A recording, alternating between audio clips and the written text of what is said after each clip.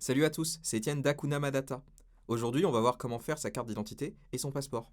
Il faut savoir que pour faire ces deux documents d'identité, il y a 4 étapes. Étape numéro 1, faire un formulaire en ligne.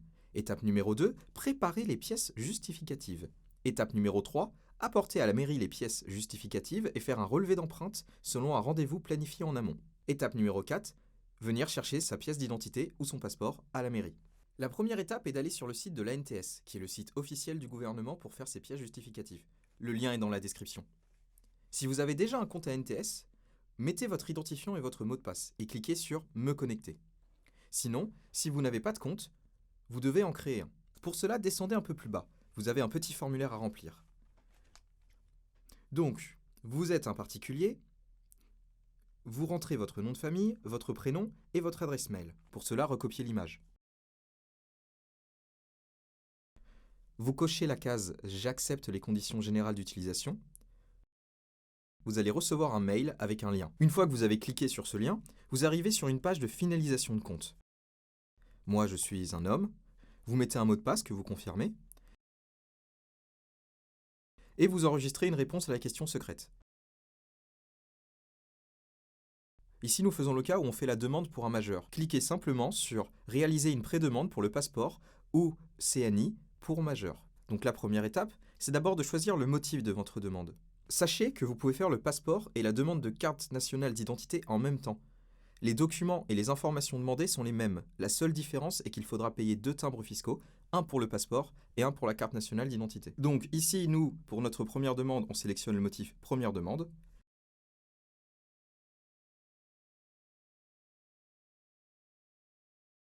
Ensuite, descendez un peu pour aller dans la section La modalité de dépôt de la demande. Donc vous sélectionnez France, vous indiquez votre département et vous laissez cocher la phrase « Vous fournissez les photographies d'identité ». Puis vous cliquez sur Étape suivante. Vous voyez la pop-up, vous cliquez sur Valider. Dans cette nouvelle section, vous indiquez le sexe du demandeur. Pour moi, mon sexe, c'est homme.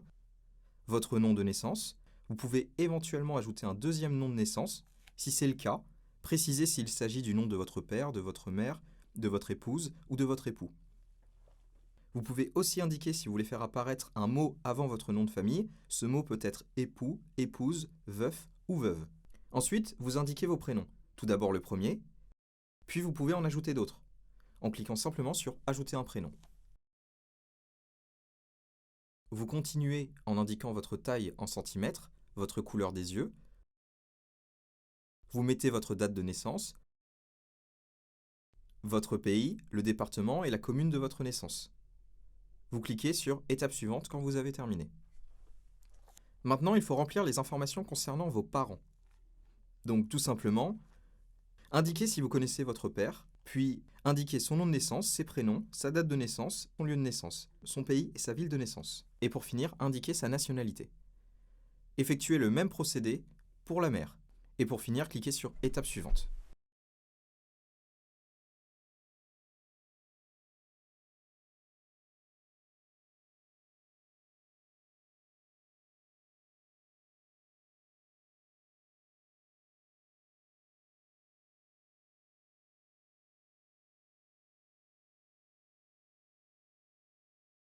Dans cette nouvelle étape, on vous demande d'indiquer la justification de votre nationalité française. Il y a plusieurs cas possibles, ça peut être simplement le fait que vous êtes né en France avec un parent français, ou bien que vous vous êtes marié avec une personne française, ou bien que vous avez été naturalisé. Une fois votre choix effectué, cliquez sur Étape suivante. Dans cette partie, on vous demande d'indiquer votre adresse. Donc tout simplement votre numéro de voie, extension ou type de voie. Donc le plus important, c'est le nom de votre rue ou de votre avenue, de mettre un complément s'il y a.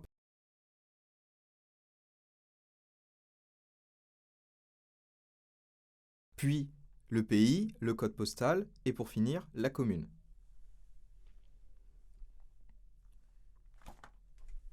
On vous demande ensuite d'indiquer les moyens pour vous contacter, donc votre téléphone et votre adresse mail.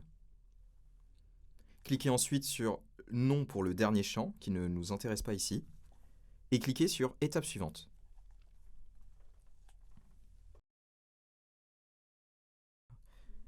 Si vous avez uniquement sélectionné la carte d'identité dans le cadre d'une première demande, d'une modification ou d'un renouvellement, vous n'avez pas cette étape. Dans le cas où c'est un passeport ou un renouvellement en cas de perte ou de vol pour une carte d'identité, vous devez payer un timbre fiscal. Pour cela, cliquez sur « Vous souhaitez effectuer l'achat du timbre électroniquement maintenant » et cliquez sur « Acheter le timbre ». Cliquez sur « Poursuivre ». Vous arrivez sur la page d'achat du timbre fiscal, cliquez sur « Valider le paiement », sélectionnez votre mode de paiement, puis rentrez votre numéro de carte, sa date d'expiration et les 3 chiffres au dos de la carte. Et cliquez sur « Valider ». Enfin, nous arrivons sur le récapitulatif. Pour modifier une section ou pour voir ce que vous avez entré, sélectionnez la section, simplement en cliquant dessus. Une fois que vous avez vérifié vos données, cliquez sur « Valider ». Et voilà, c'est bon. Un numéro de demande vous est attribué, notez-le et conservez-le. Cliquez sur « Récapitulatif ». Vous téléchargerez alors un document qui sera à imprimer où vous devrez coller une photo d'identité et signer dans le carré en bas à droite. Pour finaliser votre demande, prenez rendez-vous avec votre mairie si cela est nécessaire. Il faudra apporter le récapitulatif imprimé et rempli, ainsi que les pièces justificatives demandées. Selon le motif que vous avez indiqué, modification, renouvellement, première demande, perte ou vol, vous trouverez les pièces et les prix dans la description. Merci à tous d'avoir suivi la vidéo.